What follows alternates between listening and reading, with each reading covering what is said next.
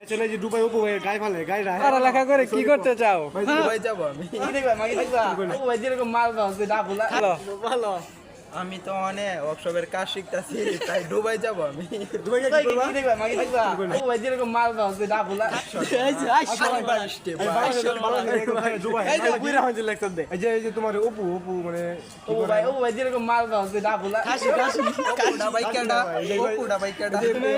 এরকম মাল যে অস্ট্রেলিয়া গাই ওই যে উনি কি টিকটক করে?